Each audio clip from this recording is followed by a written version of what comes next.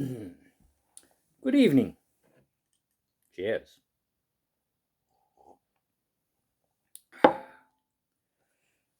Permit me to tell you a story.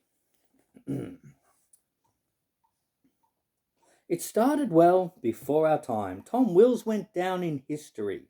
To keep them fit and toe the line, that move became his legacy. Called Melbourne home where it began, a game for schools before a league. It only grew as a great game can, never showing signs of fatigue. Before the turn of last century, 8 teams all fought for victory.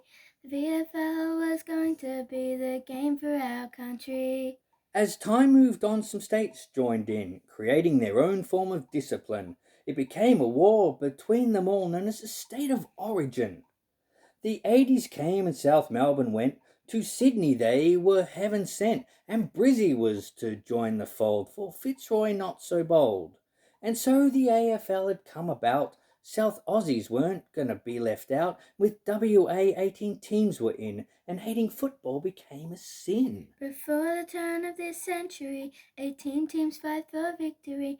Now AFL will always be the game for our country. Now Melbourne fights with Carlton, right? And Collingwood hates Essendon. St Kilda wants to beat Geelong. Could all Richmond fans be wrong? Greater Sydney and Sydney Swans. Derby time has its pros and cons. It's the same with Port and Adelaide. Gold Coast and Lions both lacking shade. Freo and West Coast at each other's throats. Hawks and North in duffel coats.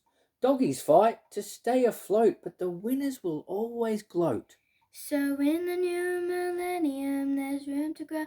Tasmanian, it's kicking goals, and that's the idea. Troopers may shed a tear. So that's the story of the AFL. All other sports can go to hell. It's the greatest game in all the land. I bet that's what old Tom had planned. So I'm sure it's only a matter of time until Aussie rules takes over mankind. But in the meantime, enjoy the comradeship and support your team to the next premiership.